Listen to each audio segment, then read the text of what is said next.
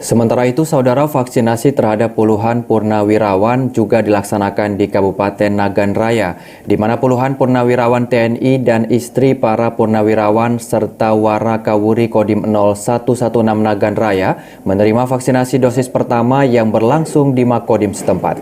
Proses vaksinasi yang dilakukan oleh para vaksinator dari Dinas Kesehatan Nagan Raya ini berlangsung tanpa adanya kendala.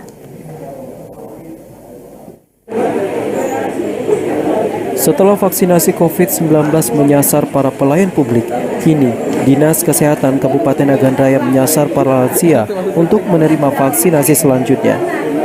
Hari ini sebanyak 63 lansia yang tergabung dalam Purnawirawan TNI, istri Purnawirawan serta Warakawuri dari Kodim 0116 Nagan Raya menjalani vaksinasi dosis pertama yang berlangsung di Makodim setempat.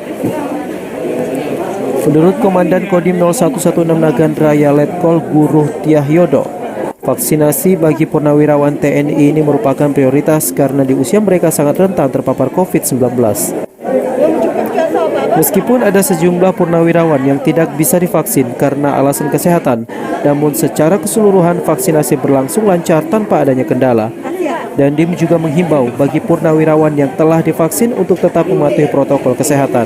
Untuk lansia diutamakan dulu kepada keluarga besar TNI yaitu purnawirawan maupun Warakawuri.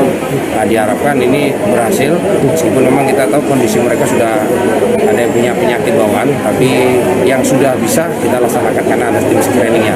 Harapannya semua bisa 100%. Para purnawirawan dan istri serta Warakawuri yang telah menerima vaksinasi dosis pertama akan kembali divaksin pada 28 hari mendatang. Dari Nagan Raya, Aziz Saputra, TVRI melaporkan.